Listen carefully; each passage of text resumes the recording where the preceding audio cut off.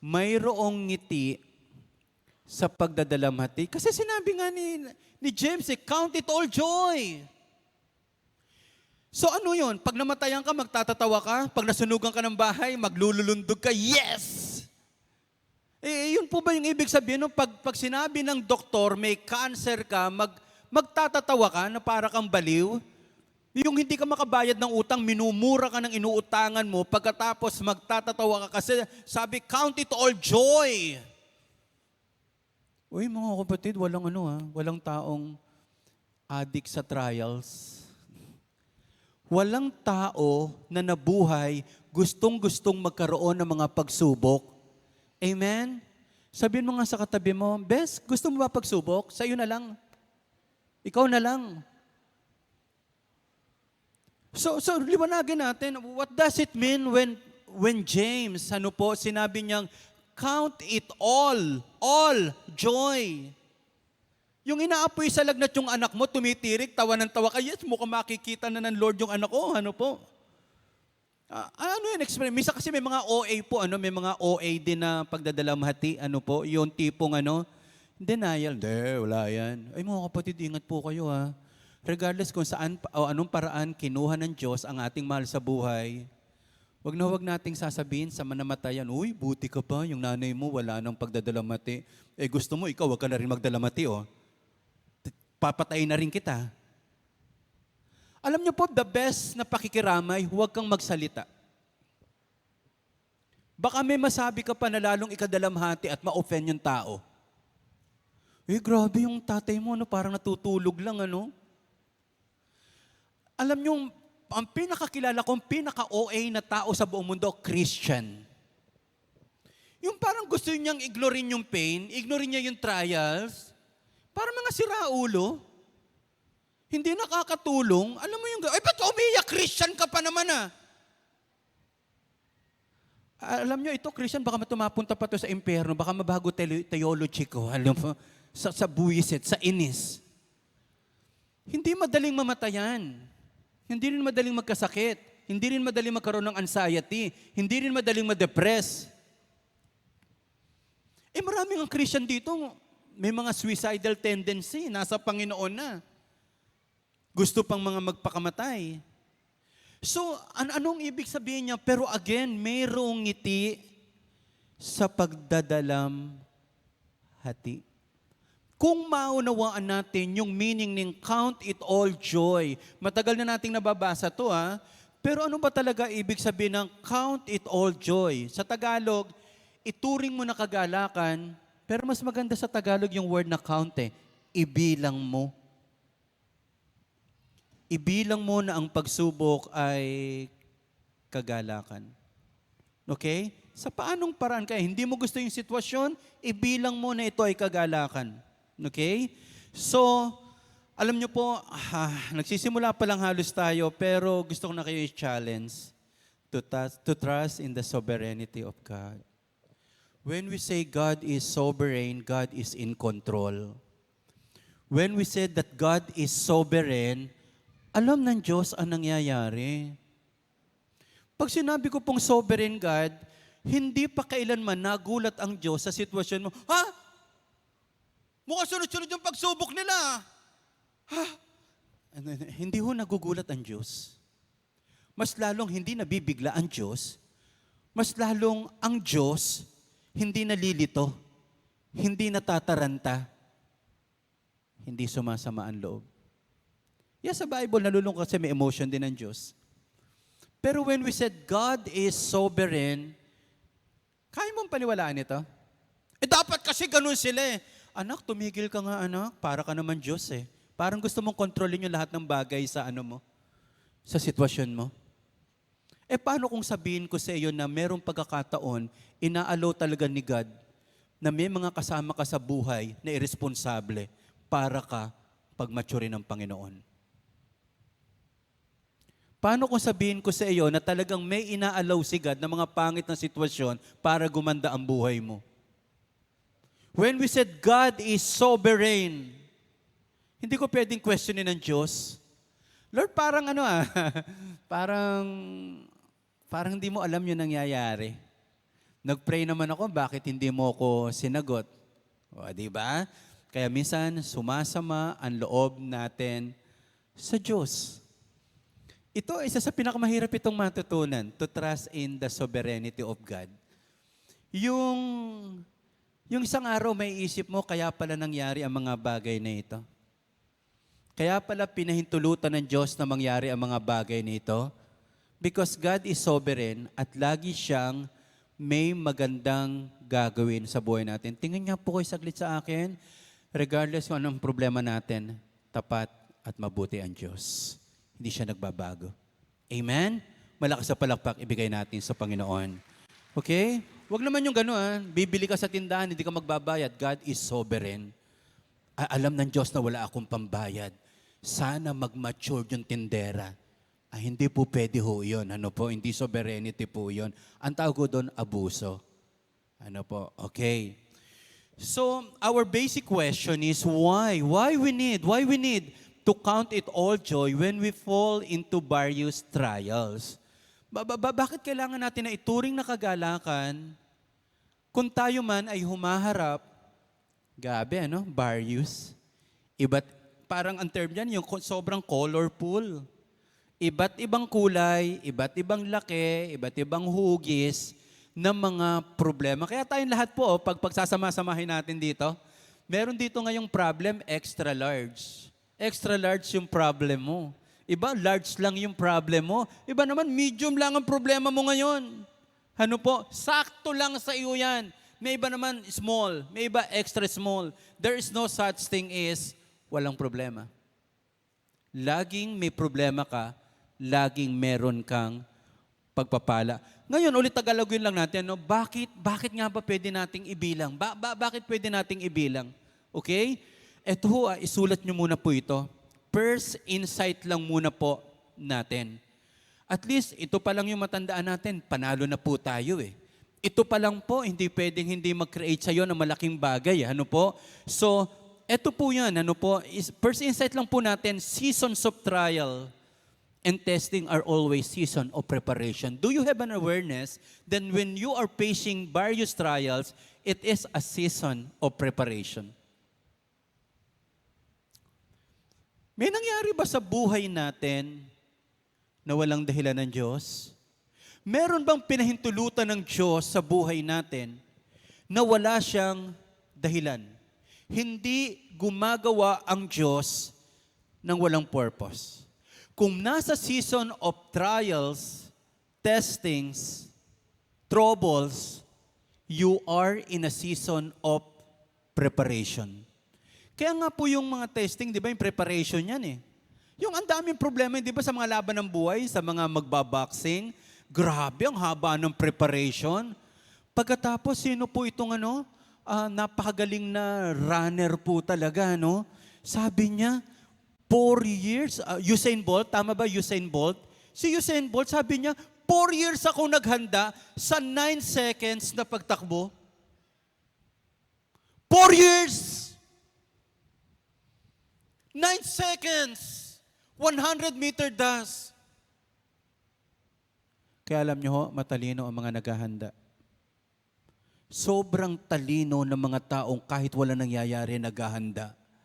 Kaya kung dumaranas man tayo ng mga trials, ng mga temptations, mga troubles, you are in a season of preparation. So may idea ka na, saan ka kaya inihanda ng Diyos? Saan ka kaya pine-prepare ni God? Wala rin nung pumunta sa laban ng mga sundalo na hindi trinain muna bago isabak. Definitely, may ipinapagawa sa iyo si God. At merong gustong matanggap ang Diyos sa iyo na hindi mo matatanggap, na hindi mo malalabanan hanggat hindi ka inihanda ng Panginoon. So, let us embrace the season of God's preparation for us. Ilan ho sa atin dito, nasa season ka ngayon of preparation. Okay? So, tingnan natin. Wow. May mga ipakita lang ko sa inyong picture po. Ano pong picture po ito? Microwave. Anong purpose ng microwave? Taguan ng ulam.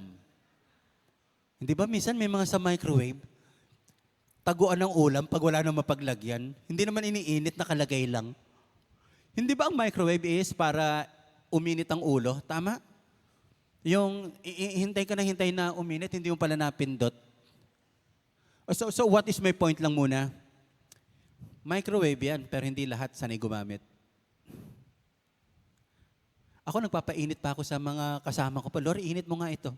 Hindi ko kasi pinag-aaralan po talaga eh. Bagamat alam ko microwave yan, initan, pero kung hindi mo inaral, hindi mo magagamit yan. Kahit alam mo.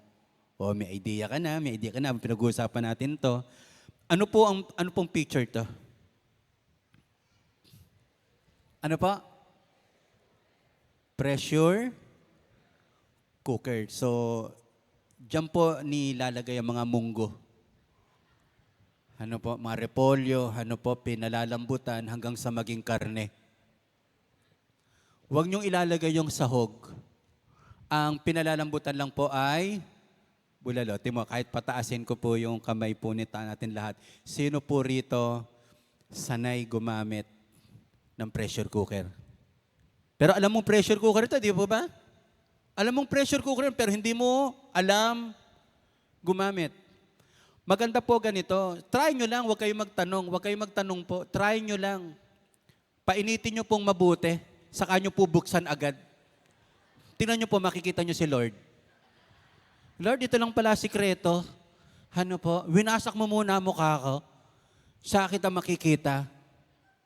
What is my point? Alam mong pressure cooker yan, pero marami sa atin. Hindi alam kami. Sa totoo lang po, kahit po ako, hindi po ako gumagamit. Natatakot ako, baka ako masabugan. Sayang yung kapugian. Kaya si Mama, this week, gusto ko pa naman mga bulalo. Nagtsatsaga ako sa gas. 3 araw pinalalambutan. Ubus na yung gas. Kaya nga, mahirap magbayad. Isang matinding pagsubok. So, aaralin ko na para makatipid. Amen? Sino po dito ang conviction nyo ngayon, aaralin ko na? Alam nyo po, minsan ito yung problem natin eh. Tingnan nyo po, ito yung problem natin. Alam ang salita ng Diyos, pero hindi alam paano gamitin ang salita ng Diyos. Dami nating alam na salita ng Diyos, pero hindi mo naman alam paano gamitin. Hindi po ba? So, ang ganda, i-google nyo po ngayon, Google nyo po yung meaning ng technology. Sino nakakaalam pag sinabing technology? Simple lang po. Pero ito pala ang problem natin. Yung the word technology, maraming tao kulang sa technology. Ang technology is the application of specific knowledge for practical purposes. So, hindi lang, ang tawag po kasi minsan sa theology, the study of God, biblical theology, pero ang kailangan din pala natin is biblical technology. Paano aralin at paano gamitin ang salita ng Diyos? I believe yun ang kulang sa atin. Sino po rito nag-a-agree? Hindi tayo kulang sa batas. Kulang tayo sa pagpapatupad ng batas. Kaya nga inaabangan ko po magkaroon po tayo ng batas na bigyan ng jacket yan, law. Yung pag may problema ang isang tao, bigyan.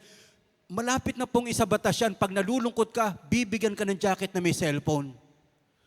Pagkatapos, pagiling-giling.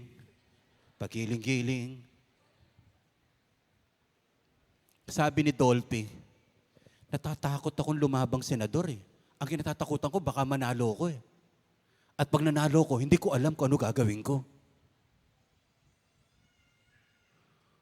Paano kung yumaman ka, hindi ka handa? Hindi mo alam gamitin ang pera. Paano kapag nagkaposisyon ka, hindi mo alam paano gamitin ang kapangyarihan? Yun ang problema natin. So, nakakalungkot, maraming Kristiyano kulang sa technology. Kulang sa technology.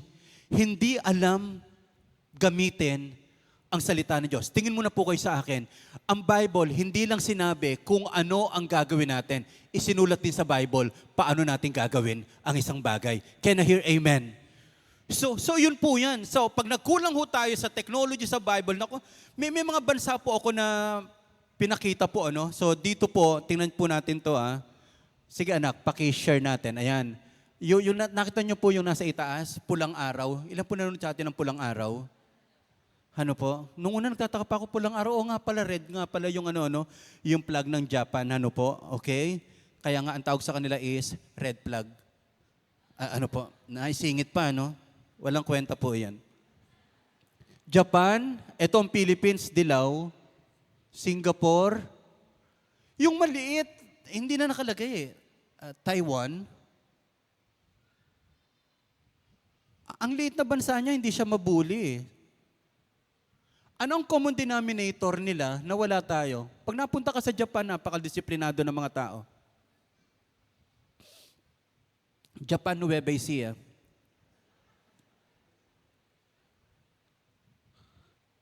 Grabe, no? Vietnam, hindi mabuli-buli. Singapore. Nagtataka ako, bakit ang lapit lang hindi natin magaya? Sa Singapore, pati ho yung mga basura. Grabe, ayos na ayos.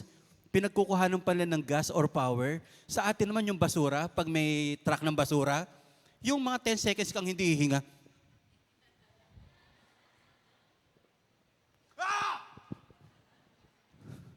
Yung hindi makaraan yung mga sasakyan,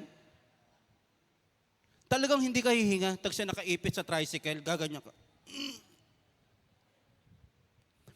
Basura lang po ang maayos, panalo na tayo.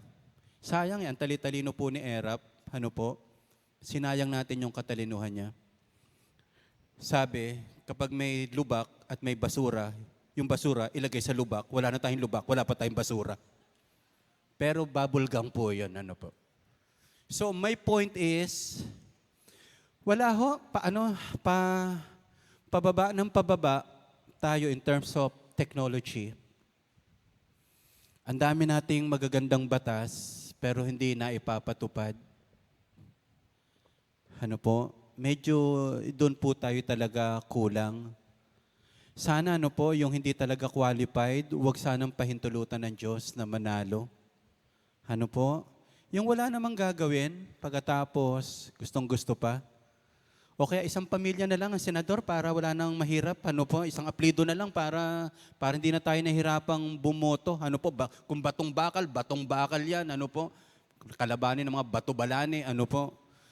So, tingnan natin ito ngayon. So, yung ibang bansa, in terms of application of technology, kaya sila maunlad, kasi ando na sila sa application. Tayo, nag-aaral pa rin. Tayo ngayon, nasa batas pa din, ganun lang, pero wala tayong masyadong implementation. So tingnan natin yung count it all joy. Count it all joy is a perspective word. Perspective. Pag sinabing perspective, mindset, point of view, count it all joy. It is a perspective word. Kaya lang, anong perspective word ito? Pag sinabi natin perspective, paningin right? Perspective. Hindi lahat may malinaw na pagtingin. Hindi lahat tama ang tingin sa maraming bagay. Okay? Ito pong salamin ko na to, pag nagbabasa po ako, depende po sa tingin. Pag ganyan po, malabo. Pero kapag ibinaba ko ng konti, nakadesign po kasi siya sa yung isang straight, isa pong ganito. Kaya pag nagbabasa ako, hinahanap ko pa yung angulo para makita ko yung sobrang liwanag niya. Ano po? Ang problema, hindi ko rin maintindihan kahit man nabasa ko na. Marami pong gano'n, nababasa pero hindi naman naiintindihan. Kulang naman sa comprehension. Count it all joy is a perspective word. At makita natin, you need to look at it from the right perspective, from the right angle. Kaya dito po, hindi tayo magkakaunawaan kung perspective mo lang ang pakikinggan ko. Kailangan makita natin yung perspective ng lahat. Kaya nga yung mga taong immature, wala siyang pakialam sa perspective ng ibang tao. Ang mahalaga sa kanya, yung nakikita niya lang, ito lang yung tama, ito lang yung nakikita ko, pero kailangan nating hanapin yung anggulo. Kaya nga tingnan niyo po, ang isang tao parang nagmamatured, marunong ka na rin tumingin ng perspective nung kausap mo. Hindi mo siya maunawaan kung according to your perspective, kung galing siya sa mahirap at sobrang binabalyo niya ang pera, doon mo siya maunawaan. May ibang tao naman, walang value sa pera. Ito pala, pinanganak pala ito ng bigay lang ng bigay ng magulang, hanggang sa hindi marunong maghanap buhay. So you need to look at it from the right perspective. Sabi natin lahat, right perspective. Sabi nga po natin, right angle. Kaya alam niyo po, may isang common denominator, napapansin ko lang, yung mga taong matalino, kapag tinanong mo, hindi agad sumasagot. Yung parang nag-iisip muna siya. Nakita niyo po yon? Ay, ganda ng tanong mo ah. Saglit lang ah. Isipin ko munang mabuti. Pero yung mga pabibo, hindi pa nagtatanong, sinasagot na eh. Hindi naman tinatanong, sinasagot. Ano po? So yun po ito. Tingnan lang natin yung mga bagay nito para mas lalo nating maunawaan. Sa atin ng mga Kristiyano, count it all joy, kailangan mo siyang makita according sa pagtingin ng Diyos. Alam mo, nangyari ito, kamalasan naman. Ano ba naman ito? Bakit kami pinabayaan ng Diyos? Totoo bang pinabayaan ka ng Diyos? Lord, yun ba talaga ang purpose mo? Bakit mo ito pinahintulutan? Para maramdaman niya na pinabayaan mo siya? Yun ba talaga yon? Alam niyo ho, it takes a lot of maturity para maunawaan ang sitwasyon at ang ibang tao. Kaya nga kapag may problema, parang one-sided lang yung mga kwento natin sa buhay. Pero definitely, we have also the problem. May pinag-aaralan po ako ngayon, 30 days growth plan. Isa po sa choice at character na gusto kong mag-grow, perspective. I want to grow in perspective. Kasi hindi na tayo pabata eh. Mas gusto nating maging matalino at makita ang maraming bagay according sa perspective ng ating Panginoon. Kaya maganda po yung ang tawag doon, vantage point. May pelikulang vantage point, litong-lito ko, ang daming senaryo na pinakita sa movie. Pero ang ganda kasi, mas maganda yung perspective na nasa itaas ka. Kaya pala yung mga architect natin, hindi hinuhulaan. Wala kayong makitang arkitekto na mukhang 3 metro. Mukhang mataas ng bahagya. Hindi, puro Demetro yan. Umaakyat pa sila sa mga tangke ng tubig para makita yung point of view talaga. So mga kapatid, kung may nangyayari sa atin, count it all joy, makakount mo lang iyon kung meron kang right perspective. Kung meron kang right angle. Ano po? So tingnan natin, pagkumparahin natin to, may una na tayong word, count it all joy, perspective. Number 2 na word natin is perception. Count it all joy is a perspective word. Knowing that all trials, knowing is a perception word. Count is more on perspective. But yung knowing is perception. Pagtingin, pangunawa. Parehong kailangan natin yan. Ang hirap kausap na ang kitid ng pagtingin at kitid ng pangunawa. Parehong kailangan natin yan. Again, sa context ng pagsubok at mga trials, hindi kaya ito ang isang bagay na dahilan ng Diyos, bakit pinahintulutan niya tayo na dumaan sa maraming bagay for you to have and for me to have the right perspective and right perception. Wala bang ibang paraan para magkaroon ng malinaw na pananaw at malalim na pangunawa nang hindi tayo dumaraan sa mga pagsubok ng buhay? So, perception. Malawak na pangunawa. Kaya nga, tingnan natin, yung count, more on yung perspective, more on knowledge. Yung knowing is more on understanding. Meron po ba kayong mga tao na sobrang yung inuunawa? Kasi wala pa siya talaga doon sa maraming bagay. So, tingnan natin to, may nilagay lang po ako, no? Kailangan nating magkaroon ng maliwanag na pagtingin, kailangan natin ng malalim na pangunawa. Kailangan po natin yan. Kasi kung di lang magiging maayos ang perspective natin, ang daling humanap ng problema, ang daling humanap ng kaaway. Kung hindi mo unawaan ng isang tao, ang daling humanap ng gulo. Okay? O follow natin to papunta na tayo, matatapos na tayo. Hindi mo kayang bilangin ang mga bagay na hindi mo naunawaan. Kung walang counting, walang knowing. Kung walang knowing, walang counting. Hindi mo kayang bilangin ang mga bagay na hindi mo naunawaan. Hindi mo kayang ituring na pagpapala ang isang bagay na hindi mo naunawaan. Hindi mo maituturing na blessing ang isang bagay na hindi mo naunawaan. Katulad nito, may mga tao talaga na pwedeng hindi mo kamuka, pero ipagpapasalamat mo. Buti na lang hindi kayo magkamuka. Kahit sa pananaw sa buhay. So, mahirap naman yung lagi ikaw na lang mukhang tama, pero sa bandang huli, ikaw pala yung may tama. Again hindi mo kayang bilangin ang mga bagay na hindi mo naunawaan. Hindi mo mapapakinabangan ang mga bagay na hindi mo naiintindihan. Kaya kung ang James chapter 1, verse 2, 3, 4, 5, at least pakinabangan po natin itong mabuti. Count it all joy. Kapag tayo pala humaharap sa maraming bagay, grabe, pinalilinaw ng Diyos ang ating perspective, pinapalalim ng Diyos ang ating perception, ang ating pangunawa. Sana masundan niyo ako, Lord, tulungan niyo po kami na maunawaan ito para walang problema na masayang. Para walang problema na matapon. Para walang sitwasyon na hindi lang siya dumaan, may natutunan po tayo. Amen ho ba tayo doon? Malakas ang palakpak, ibigay muna natin sa Diyos. Itutuloy-tuloy ko lang ho ito. Sinabi rito, when you fall. Hindi sinabing, if you fall. Baka dumating sa iyo baka maranasan mo. Tiyak na darating. Ang mga trials ay tiyak na darating. Wala kang pupuntahan para mo siya maiwasan. Ang mga trials, kahit gusto mo, darating yan. Kaya yung mga maliligayang araw, let's just embrace it because trials will surely come. When you fall, tiyak na darating. Tiyak na darating.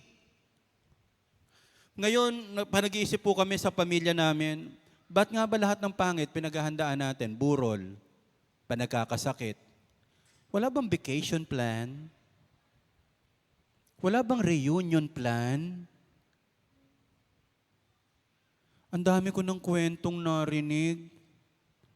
Kung alam ko lang nakukuhanin siya, dapat naipasyal na namin sila. Ba't pa kasi di mo naisip ipasyal ng malakas? Ano kaya ang dahilan? Nung hindi makakain, gusto mong pakainin, nung napakagana sa pagkain, takaw naman ito. Lakas kumain.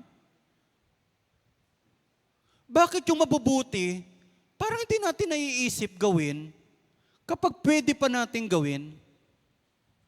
Bakit kung kailan wala na, doon tayo nag-iisip magsama-sama? Kaya tama ito.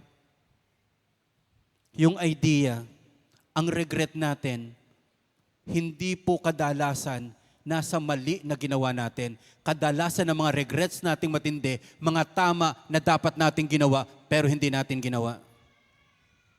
And I have a confession to you. Laging pinapangarap ko, retirement pa lang ni Kuya Ray, ino-honor na namin siya dito. Di ko alam bakit hindi ko nagawa. Nung naputol ang paa niya, nangangarap po akong magkaroon siya ng paa at kapag nagkapaa siya, i-honor natin siya dito na meron tayo nakaka-proud, na meron tayong Medyo Ray Hernandez na naglingkod. Kaya lang, wala na, gaganda na sinasabi natin, hindi naman naririnig ni Kuya Ray. Yung iyak natin, hindi naman niya nakikita yan Alam mo Kuya Ray, kahanga-hanga ka. Di mo naman sinabi yan, nung boy si Kuya Ray.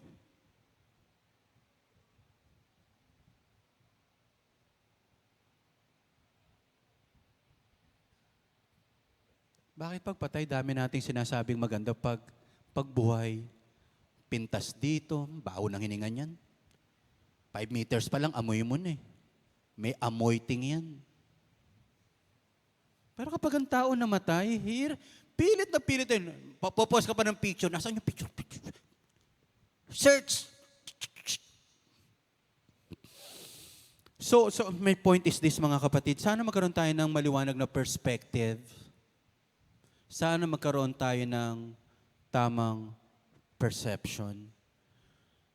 Kung magagawa natin ito, siguro masakit pero masaya din kasi nagawa natin yung dapat nating gawin.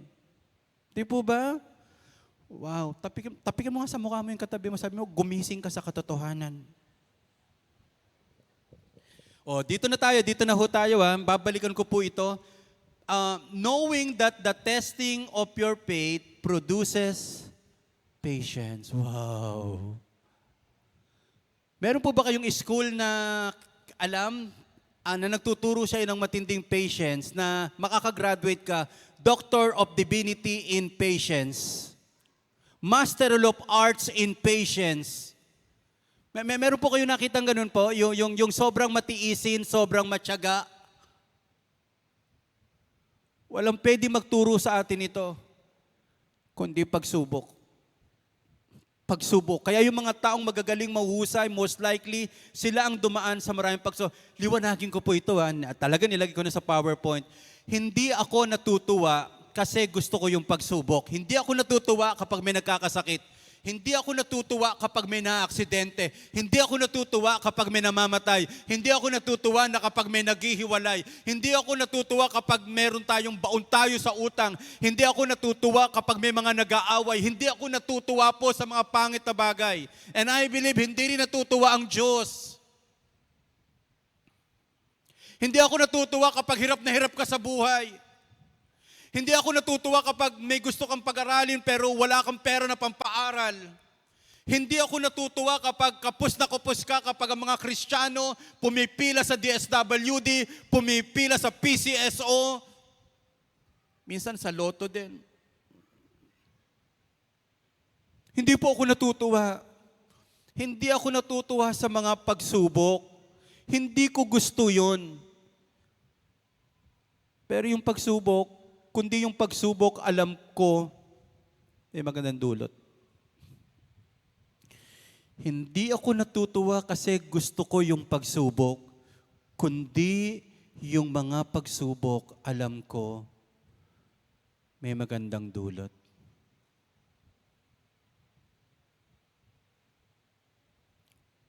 Kuya Ray is 25 years na po kaming kasama at magkakilala. 23 years sa Praise, 2 years sa UNIDA. And then, to be honest po, siya yung unang primary leader na kinuha ng Panginoon. Siguro mga 5 years ago, na naginip lang po ako eh. Patay si Kuya Ray, umiiyak ako. I think 5 years ago, in the middle of the night, paginipan ko namatay siya. Iyak po ako ng iyak nung gabi na yon. Pagkatapos sabi ko, buti na lang hindi totoo. Nagbakasyon po kami, nag-check-in lang po kami sa isang hotel. Pagkatapos kagabi lang po kami nakapunta sa Burol. Hindi ko pa tinitingnan ang itsura ni Kuya Ray. Ang tinitingnan ko pa lang yung picture niya. Dahil ayoko makita yung payat na Kuya Ray. Ayoko makita yung Kuya Ray na walang paa.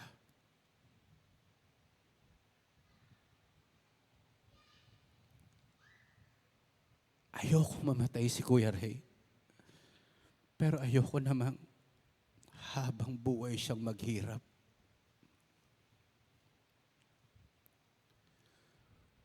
Ayaw nating mamatay ang ating mahal sa buhay. Pero at the back of our mind, ayoko rin namang siyang nakikitang naghihirap. Yung death kaya natin, pero yung pain, lahat tayo umiiyak dyan. Kaya nga yung anak ko, kapag halimbawa nadadapa, nagkabukol, lahat gusto kong sapakin eh. Hindi dahil galit ako sa kanila, ang totoo ayokong nasasaktan ang anak ko kasi ako ang nasasaktan para sa kanya.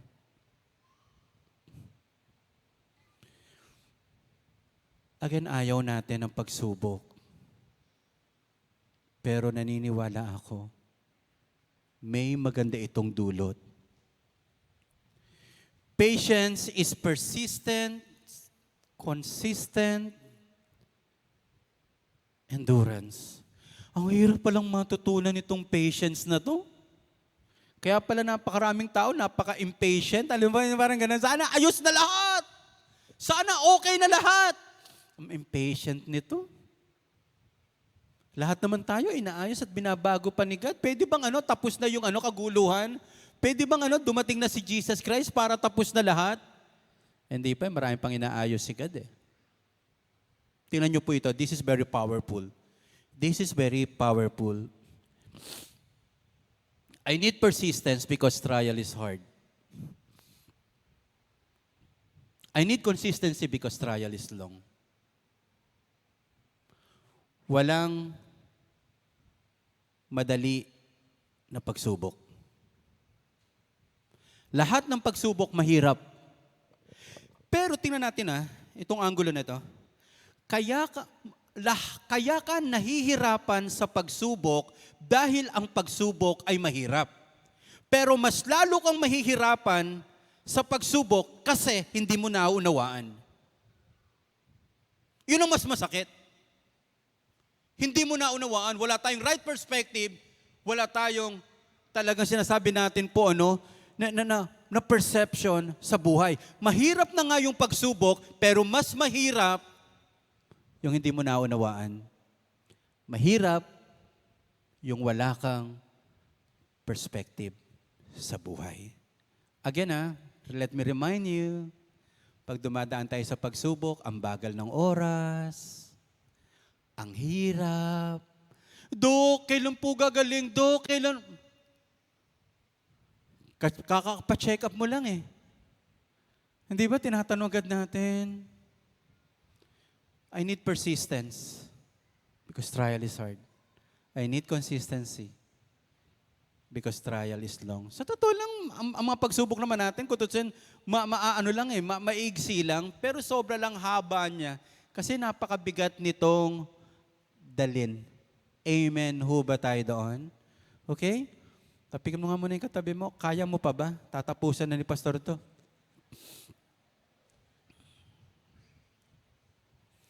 Again, you can only have the right perspective when you have the right perception. Pagtingin pang unawa. Mas lalo nating naluluwanag ang paningin natin kapag nauunawaan na natin ang lahat ng bagay. And even if there is no understanding na makuha ko pan lahat, I know God is sovereign. Yung mga bagay na hindi ko alam, alam ng Panginoon. Palakpakan naman natin ang Diyos. Come on. Palakpakan natin si Jesus. Thank you, God. Thank you, Lord. Hallelujah. So, pwede pala talagang umiti sa gitna ng pagdadalamhati. You can count it all joy. You can count it all joy.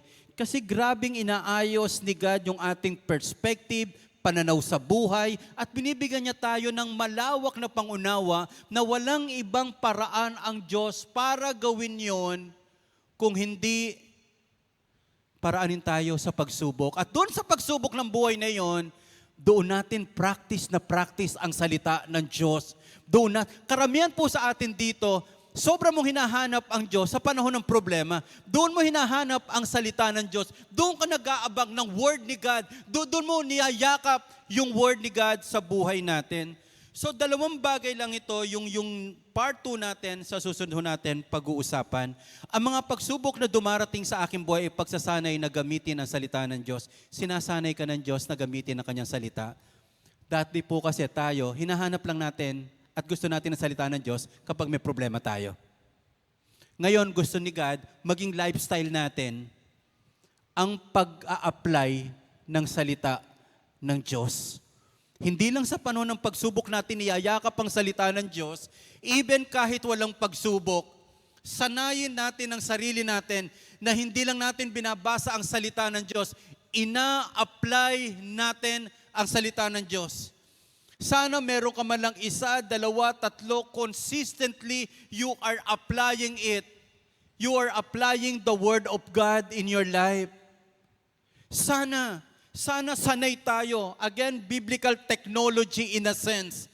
We have not only the knowledge, but we have also the application of the Word of God. Wow. Alala niyo Israel? Israel from Old Testament, lagi silang binubuli. Lagi silang mali. Lagi na lang silang napapahamak. Bakit?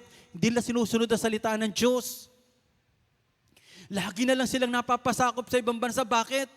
Hindi sila sumusunod sa salita ng Diyos. Question, kumusta ang Israel ngayon? Parang wala na ako masyadong na sakop sila ngayon. Yung sumasakop sa kanila ngayon, kaya na nilang labanan. Yung nambubuli sa kanila ngayon, kaya na nilang harapin. Bakit? I believe natuto na sila sa salita ng Diyos.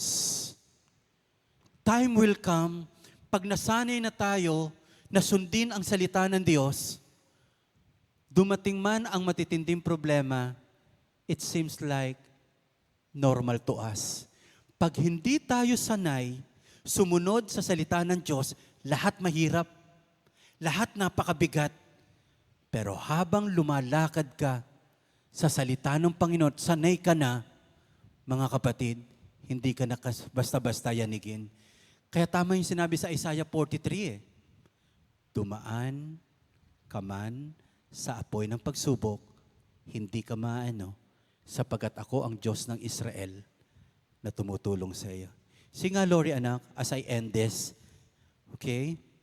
So, pangalawa, ang mga pagsubok ay darating, totoong darating sa mga taong sumusunod sa Diyos at lumalakad sa kanyang mga salita. Hindi ibig sabihin, ikaw ang pinakanaglilingkod sa Panginoon, hindi ka darating ang pagsubok. Ang totoo nga, the more na sumusunod ka kay God, ikaw yung papahintulutan ni God kasi God wants you to have godly perspective. Godly perception.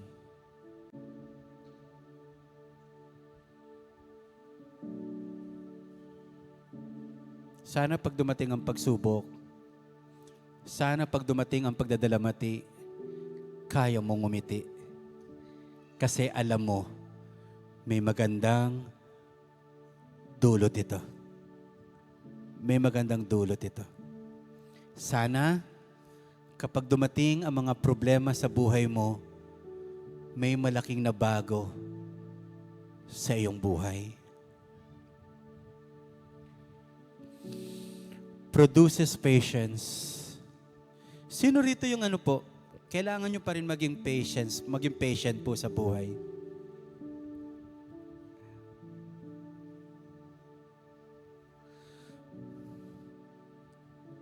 Lalo na sa mga mag-asawa, no? Sino rito mag-asawa, ang bilis nyo pa rin magkapikunan. Pero natutuwa lang ako po, sa amin ni Nanay Lena, we need more patience pa din. Pero natutuwa lang ako, ang dami na namin pinag-uusapan. Dati noon, nagkakapikunan kami. Pero ngayon, kaya na namin pag-usapan na hindi kami nagkakapikunan. Ano po? Yung biyanan ko na lang, minsan nagkakaasaran pa rin kami. Hindi, mahal na mahal ko ang biyanan ko. So ang point ko lang mga kapatid is, kailangan nyo pa ba ng patience? Kailangan mo pa ba na maging, kasi sa Tagalog, ang galing eh. Matyaga at matiisin. Sino ang matyaga at matiisin? Sila na may godly perspective, right perspective. Sino yung matiisin at matyaga? De sila na may right perception. Because perspective plus perception equals patience. Pag inaalala ko po yung mga pagiging impatient ko po, pastor na ako noon Di ko alam kung saan kami kumain sa Tagaytay noon, McDonald's ba o KFC? Gutom na gutom kami, gabi na. Ang tagal. Sinipa ko yata yung table, pastor ako Pag binabalikan ko yon, napaka-immature ko po. Ngayon ko naiisip, di ba gabi na noon, pagod na rin yung mga crew. Ang gusto nga ng crew, wala nang bumili para makapamahinga na sila. Hindi ko naunawaan yun. Kasama kita sila Bing noon, kumain naman kami sa Nueva Ecija, Mang Inasal. Alam mo nakakaasar yung una kang umorder, pero yung mga humuling order, dumating na yung sa iyo, hindi pa. Sa akin, huli na nga, pikon ako noon. Nung dumating pa sa akin yung Mang Inasal, Mang Sunog, itim na itim. Gusto kong sunugin ng Mang Inasal.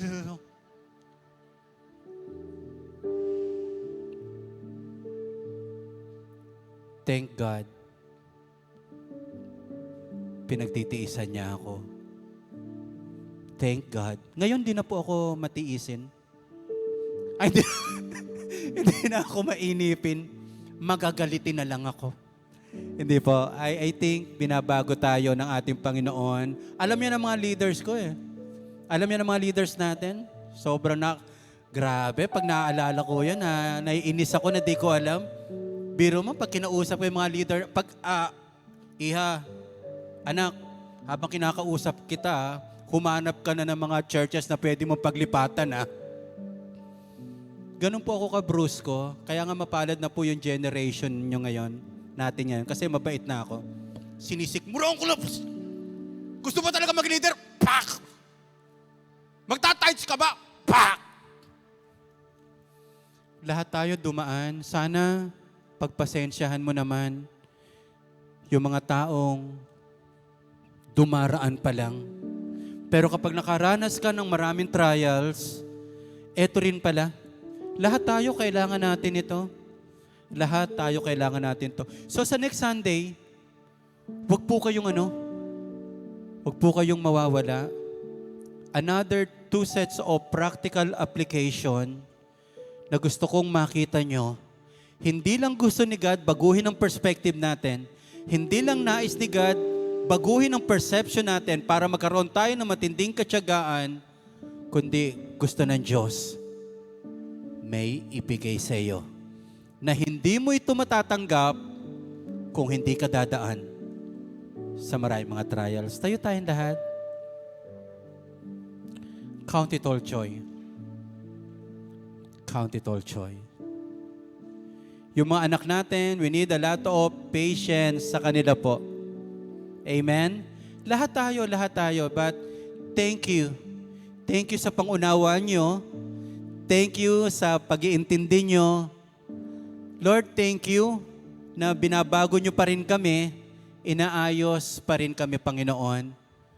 Lahat ito, yung word na patience, sa pinakamatinding bunga ng mga trials, mga problema sa buhay, ginagawa tayo ni God na matyaga, ginagawa tayo ni God na matiisin, upang kung dumating na yung malalaking bagay na gustong ibigay ng Diyos sa atin, you have a lot of patience to handle it na hindi ka magyayabang.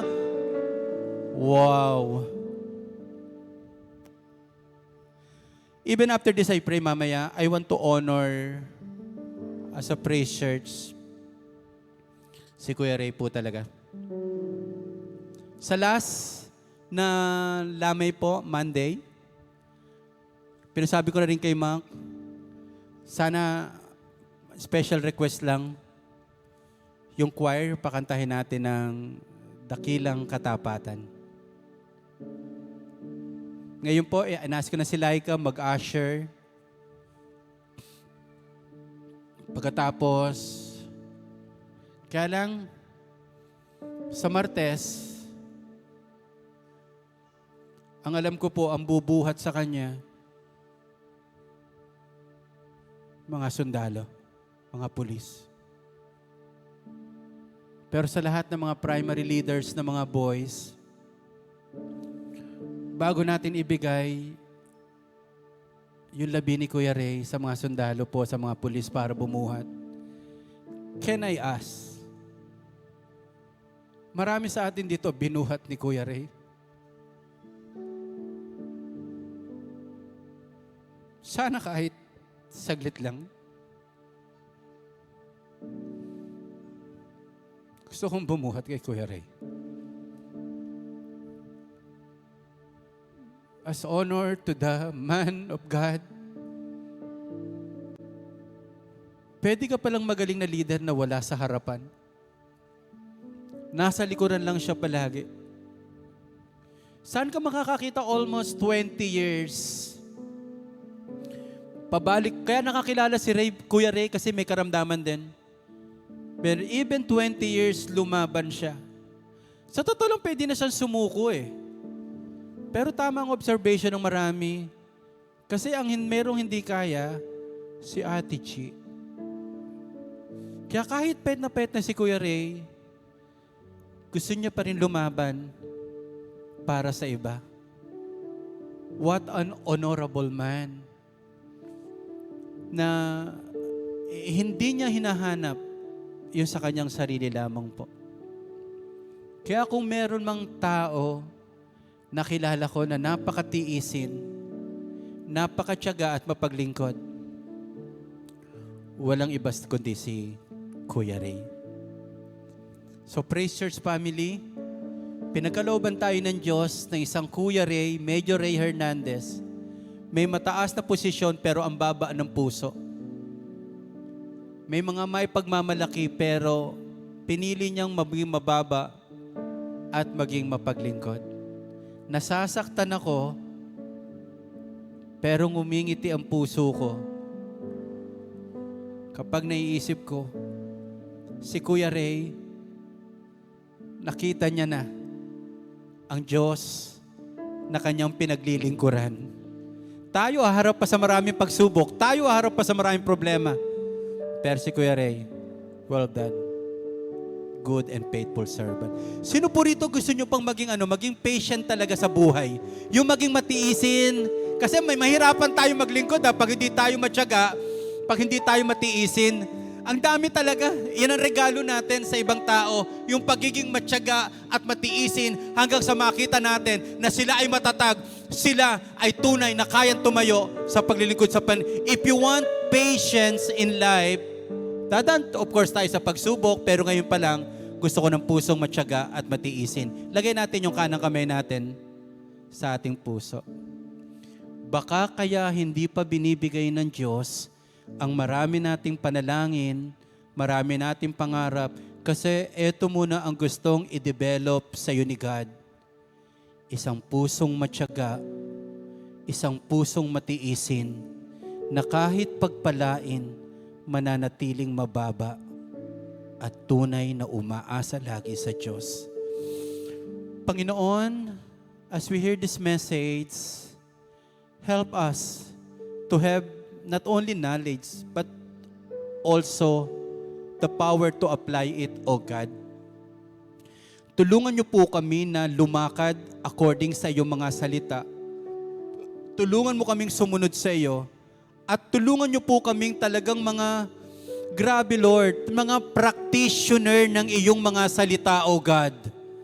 Tulungan niyo po kami maging practitioner, Panginoon, ng sinasabi mo sa amin po, O God. Maaring dito, Lord, merong in pain, marami dito, inaayos niyo pa din. Minsan niya, madalas naming makita o parang yun ang perception namin palagi. Ibang tao ang problema namin, pero hindi pala yung isipan namin at ang puso namin. Doon pala kami may malaking problema. And Father God, I pray, sana even yung buhay ni Kuya Ray ay maging inspirasyon sa amin na kami ay maging matiisin, matyaga, na lumalakad sa iyong mga salita. Kapatid, naunawaan ka ng Diyos. Kapatid, dama ng Panginoon kung ano yung nararamdaman mo ngayon. Siya ay higit na malapit sa iyo kaysa sinasabi ng ating kaaway na pinabayaan ka, iniwan ka, at unfair ang Diyos na ating pinaglilingkuran. Hindi totoo yon. Ang totoo, tapat ang Diyos. Mabuti ang Diyos sa iyong buhay at handa ka niyang yakapin, handa ka niyang hintayin hanggang sa makita niya isang matyaga, isang matiising lingkod ng Panginoon na handang humarap sa mga pagsubok ng buhay upang ikaw ay mapaglingkuran at maparangalan. Lord, kapag kami ay nagiging patient, Panginoon, kapag kami ay nagiging matyaga, doon ka lalo naming napaparangalan, doon ka lalo naming nag-glorify po, O God. Baguhin niyo po ang inyong lingkod, kasama ng lahat na andito ngayon, Panginoon. Ayusin niyo po ang aming puso at buhay. Ngingiti kami sa gitna ng dalamhati. Ngingiti kami kahit nasasaktan kasi may magandang bagay na idudulot ang bawat aming nararanasan. Thank you so much, so God. We honor you. We love you. In Jesus' name, amen at amen. Malakas na palakpak sa ating Panginoon. Pwede ba bago mo po, congrats mo lang yung katabi mo, kaliwat na sa kanan, congratulations. Sige po, makakupo na po ang bawat isa. Thank you, Jesus.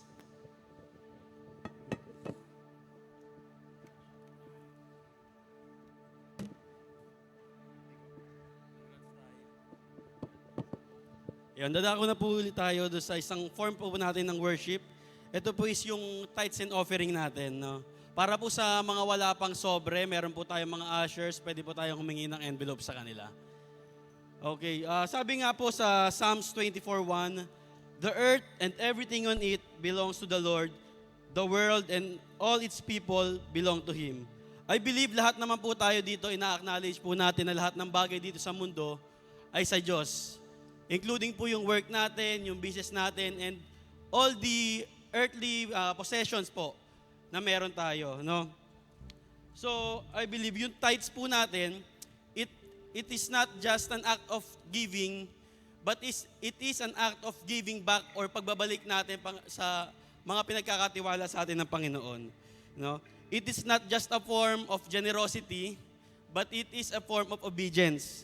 No? Sa mga kasama po natin dito na may problema po financially, no, I feel you po, nararamdaman ko po kayo kasi dumadaan din po ako sa mga financial problem.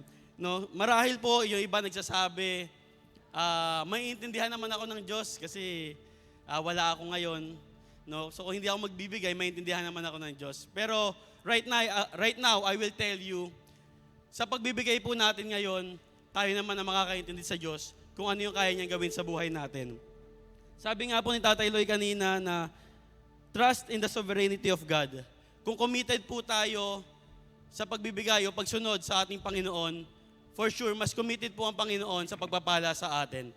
So, let's pray po. Father God, hear our happy hearts, Panginoon, as we lift you up, our offering, Lord God. Lord God, nawa ay ito ay maging kagalakan, Panginoon, sa iyo, Panginoon, at ito ay magamit, Panginoon, sa pag-unsad ng kaharian mo, Panginoon. Lord God, thank you, Panginoon, sa ability to produce wealth, Panginoon. Pagpalain mo pa po ang aming work, Panginoon, ang aming business, ang aming pag-aaral, ang aming family, Panginoon. Lord God, we pray for more blessings, Panginoon, dahil we want to give more. Sa iyo lamang ang lahat ng papurit pagsamba. In Jesus' name we pray. Amen at amen.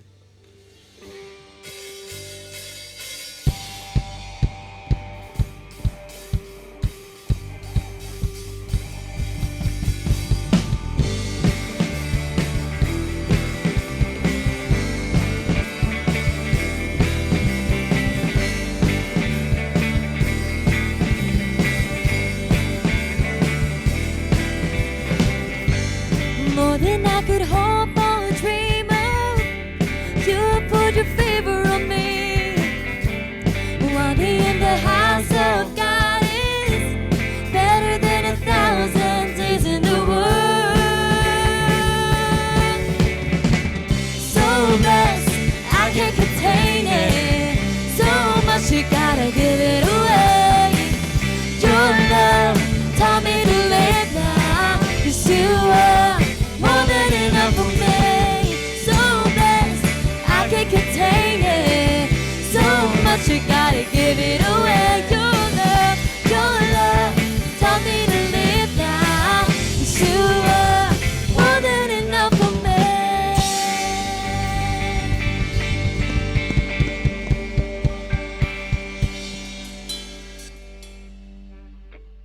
Tatay Ray, isang masipag na leader ng Praise Church, tatay sa maraming kabataan at reliable leader ng Jabez Network. Ngunit higit sa lahat, siya ay mabuting asawa, ama at lolo sa kanyang pamilya.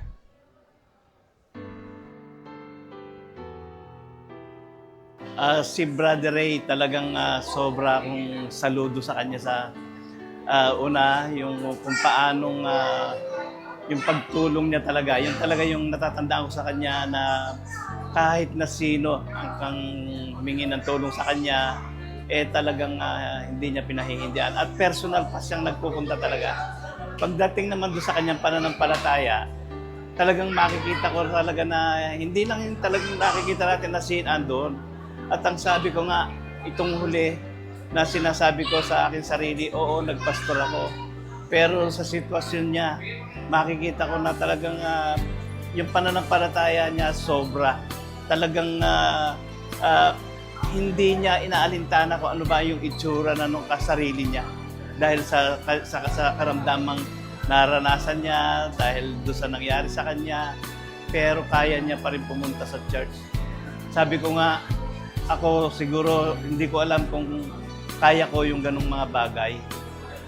Sabi ko, sana talagang makaya ko yung ganon. Kasi nakita ko na talagang say idol o idolo ng bawat Kristiyano, ng bawat isang tatay na talagang makita ko rin na kung paano niya, may mga problema siya kahit na sa anak, nakita ko.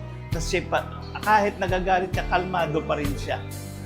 Sa sitwasyon ng kanyang anak, ganon, sabi ko, ako hindi ko kaya tagal ganon, baka kung anong gawin ko, pero siya talagang balansin niya. No? Hindi niya dinadaan doon sa ano ba siya, major o police, pero talagang dahil sa Panginoon, sabi ko, nakita ko sa kanya, dahil sa Panginoon, kaya binabago niya at kaya niya kontrolin ang kanyang sarili at talagang gagawin niya ang lahat ng nakita niya o yung kanyang nabasa o kanyang nalaman, ano ba yung pinag-uutos ng Diyos, talagang susunod siya. Hanggang sa huling bagay, sa huling pagkakataon, nakita ko kung paano si Brother Ray na talagang naglingkod, nagmahal sa kapwa, nagmahal sa Diyos, at maging sa Praise Church. Talagang mahal niya ang lahat. Mahal niya ang Jabez. Basta lahat ng Kristiyano, kahit hindi Kristiyano, makikita sa kanya ang pagiging isang tunay na lingkod ng Diyos. Yun lang po yung masasabi ko. Mapakarami pa pero talagang iba, sobra si Brother Ray. Saludo ko sa kanya. Saludo ko sa kay Brother Ray talaga. Isa siyang kaibigan at saka isa siyang idolo talaga.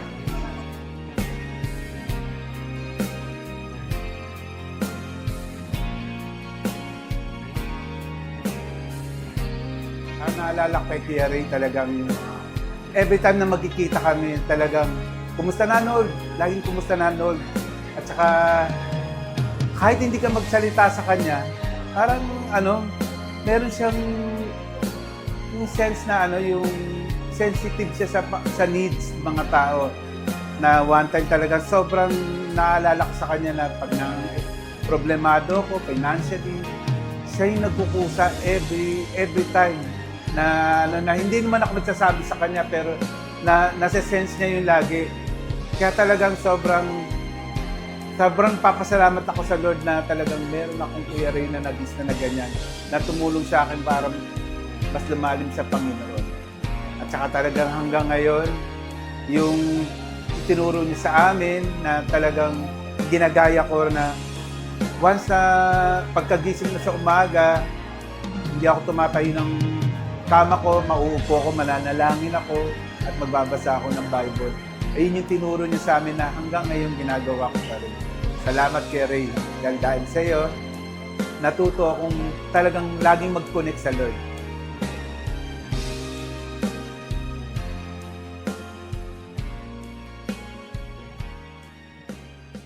Naalala ko kay Kuya Ray, mula nung mapunta ako sa Praise Church, talagang sobra siyang, pag nung nakilala ko siya, ang sabi niya sa akin ay lagi niya akong tinatanong kung anong, lagi niya ako tinatanong kung kamusta na ako. Sabi ko, kamusta? Kamusta? Okay naman po. Anong klaseng okay? Sabi niya sa akin. Sabi ko, baka okay lang. Sabi niya gano'n. Kaya pag sinabi mo naman yung totoo sa kanya, talagang bibigyan ka ng talagang lakas sa kanya. Talagang diyan hindi ko makalimutan siya. Lagi siyang tinatanong kung kamusta ka na o kaya nagte-text. Kaya sobra akong natutuwa kay Kuya Ray. Talagang siya yung talagang nag-aalala sa lahat ng kanyang member na para matugunan yung problema mo maayos. Yun yung naalala ko sa kanya. Talagang sobra siyang nag-aalala sa amin kung okay na yung problema namin. Kaya salamat sa Panginoon, nakilala ko si Kuya Ray. Sa kabila ng mga pinagdaanan niyang pagsubok ay nanatili siyang tapat sa pagmamahal at paglilingkod sa Diyos. Siguro kung meron akong pinakamaalala kay Ninong, yun nga, given na yung faith niya, kung gaano katatag yung faith niya, yung buhay pananampalataya niya. Pero siguro personally, as part of his family, kung meron akong hindi makakalimutan, siguro how protective he was of everyone sa aming lahat. Parang lumaki ako na matutulog ako nang alam kong safe yung bahay namin kasi nandun si Ninong. Tapos lalakad kami sa kalye ng parang naalala ko one time may bumangga sa amin ni Marjo na mga lalaki. Ay talaga naglabas siya agad ng barel. Ganun siya ka-protective sa amin. Nung high school kapag merong nang away sa akin talagang susugurin niya yon. Ganun. He was very protective of us sa bawat isa sa amin. Kaya parang lumaki kami lahat sa bahay nang parang alam naming safe kasi meron kaming Ninong Ray na kasama. Ikaw? Sa akin, siguro yung maliit na bagay pag inaya ako ni Ninong manood ng NBA. Wala rin kasi akong tatay, so parang sa kanya ko na-feel na parang tatay ko siya, nag-enjoy kami sa game. Tapos one time, yung nanalo yung Cleveland noong 2016, 3-1 yun. So, sobrang ako excited umuwi kasi alam ko, parehas kami masaya. Gusto kong ikwento sa kanya kung ano yung nangyari. Tapos alam ko ganoon din siya sa akin. Tapos pag nanonood kami, lagi ako inaaya magkape. Kaya pag naiisip ko yan, parang talaga ako nawalan ng tatay din.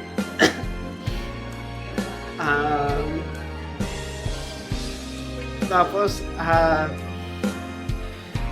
actually gusto ko rin mag-sorry kay Ninong yung mga last na hindi ko siya binababa pag nung mahina na siya kasi ayoko siyang makita, ayoko siyang maalala na ganun siya. Kasi gusto ko maalala sa kanya yung malakas siya, yung tindig niya. Kaya kaya ako nag-apply ng pagka-police kasi nakita ko siya naka-uniform noon. Kaya parang nakita ko siya, parang sabi ko, parang gusto ko rin maging katulad ni Ninong. Kaya yun thank you sa pagiging tatay sa akin, sa amin. Sobra ka namin na-appreciate. Mahal na mahal ka po namin, no?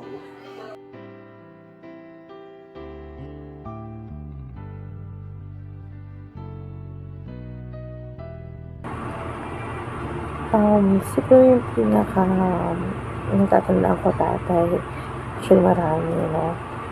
Ang first encounter ko sa tatay, hindi pa ako kabilang pamilya ni tatay. Actually, as a youth president, lagi ako nakikipag-usap kay Nanay Chi kasi siya yung pinaka matayong leader po ng youth noon, no?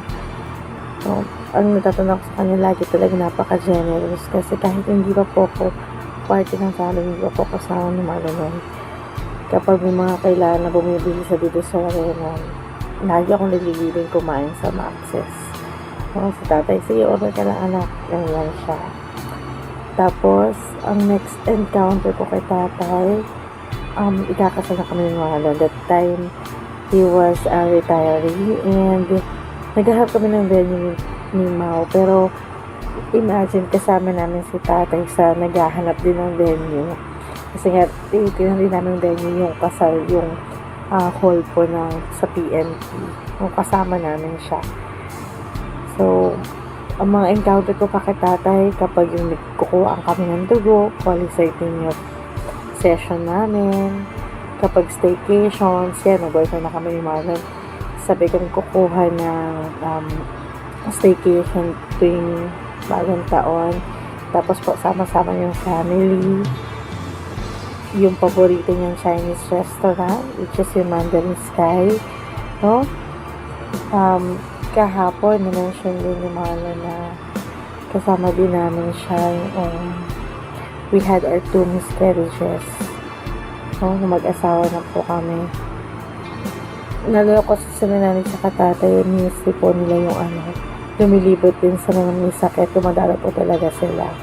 And when we had our 2 miscarriages, earliest po silang dumadalang sa hospital. And bisita din namin sila, tumating na po yung answered prayer namin na si Maya. Actually, hindi ko na po naabutan yung mga kwento nila na nasa police si tatay, yung mga kwento po si tatay. Pero sobrang natutuwa ako kapag narinig ko yung sinashare ni Marlon na lagi silang kasama kapag mga outing po ng mga family.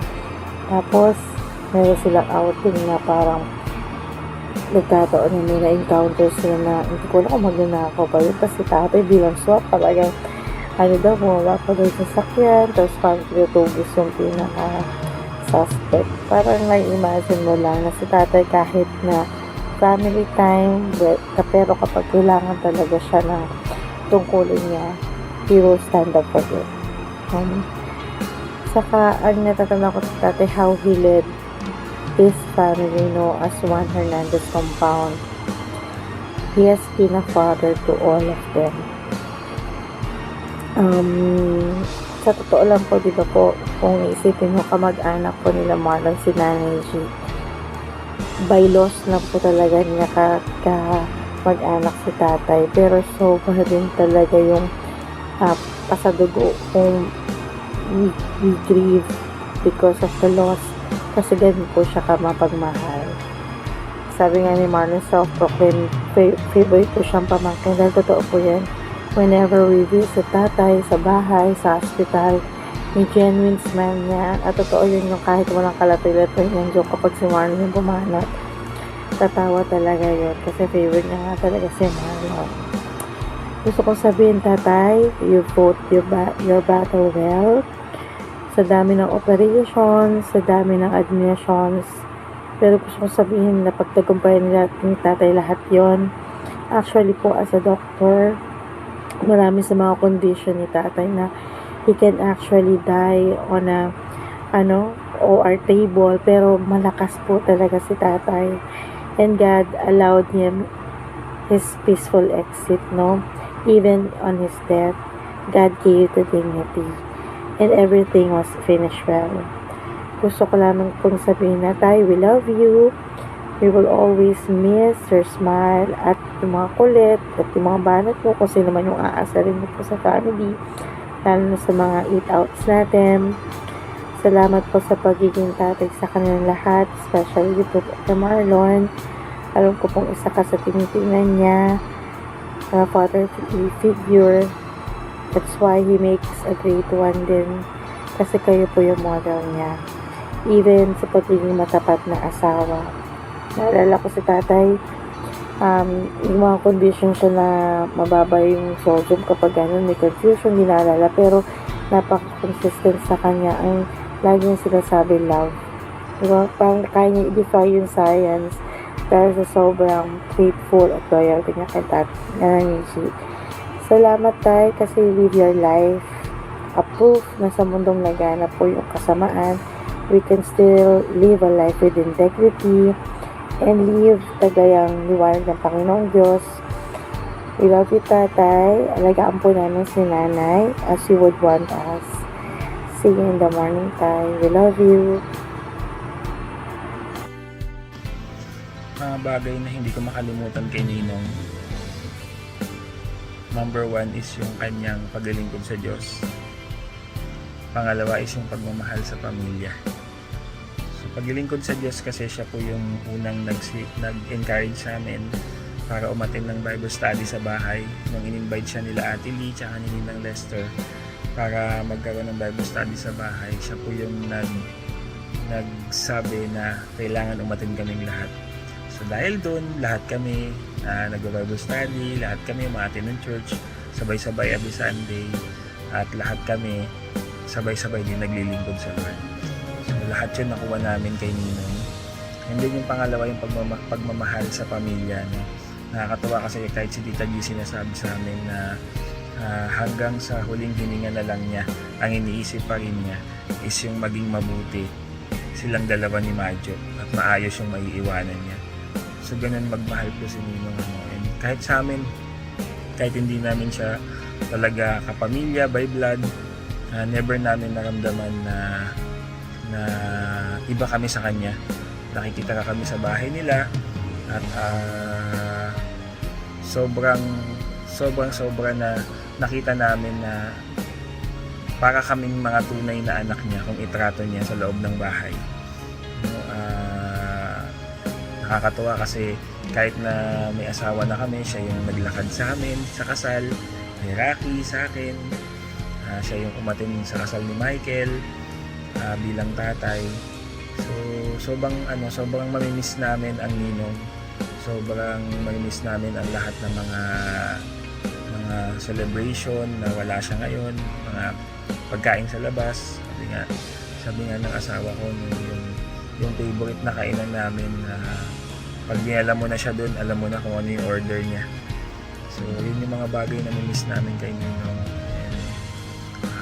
Nong, mahal na mahal ka namin at alam ko naman na nandyan ka na ngayon sa Lord, nag-enjoy ka na, nag-worship ka na.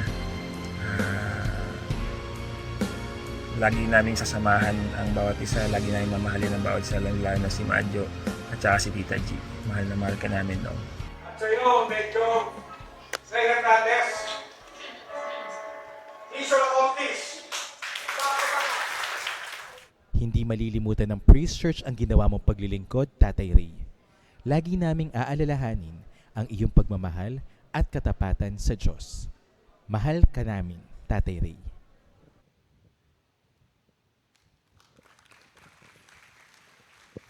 Thank you, Lord.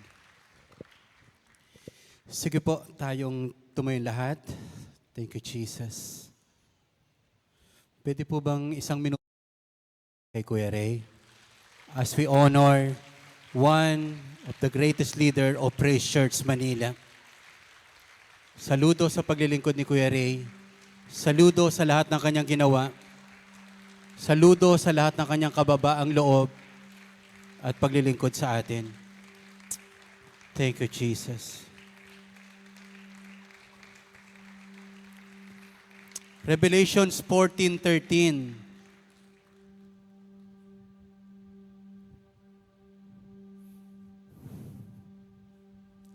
At narinig ko mula sa langit ang isang tinig na nagsasabi, isulat mo mula ngayon, mapalad na naglilingkod sa Panginoon hanggang kamatayan. At sinabi ng Espiritu, totoo nga, matatapos na ang kanilang paghihirap sapagkat ang kanilang ginawa ang magpapatunay sa kanilang katapatan. Maraming hirap, maraming pagsubok. Pero nakita natin, ang paglilingkod ni Kuya Ray, very evidently po. Tuwa ako, may 2 pulis na nagbabantay sa kanya. At ang dami nagpapaabot ng pakikiramay. Mamayang gabi mo, around 7:30, pagkatapos po, Lunes, kakaroon tayo ng tribute sa kanya. At sa araw ng Martes, ihahatid na po sa huling hantungan ang kanyang mga labi.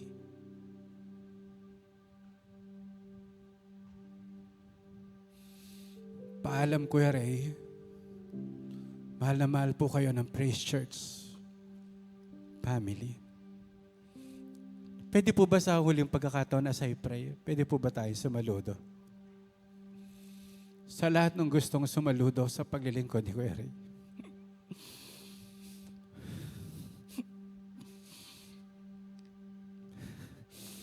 Panginoong Yesus, sinasaluduhan ko po namin sa paglilingkod ni Kuya Ray. Kuya Ray, napakarangal niyo po. Napakabait niyo po. Napakamatiisin niyo po. Napakamapagparaya niyo po. Napakagalang niyo po. Kulang ang aming mga gagawin sa pagkilala sa iyo mga ginawa. Panginoon, kung merong unang bayani, siguro nakikilalanin ng Praise Church. This is Kuya Ray Hernandez. Mula sa simula, walang nakapagpahinto ng kanyang paglilingkod. Maliban sa kamatayan, O God. Maraming po salamat. Ang linggong ito, sinasamba ka namin, pinasasalamatan ka namin, O God. And I believe, yung legacy ni Kuya Ray sa Praise Church family, yung DNA ni Kuya Ray na mapaglingkod, marami ka pang Kuya Ray na itatayo. Marami ka pang Kuya Ray, Panginoon, na tunay, O Diyos, na gagamitin sa Praise Church Manila at mga outreaches, O God. Maraming salamat po. Siya ay nasa iyo ng piling, Panginoon. Siya ay inaaliw mo na po, O God. Kami na daraan pa sa maraming problema, samahan at tulungan mo po kami. In Jesus' name, amen at amen. Isang malakas muli na palakpak para sa Lord. God bless and continue to serve the Lord. God bless you po. God bless.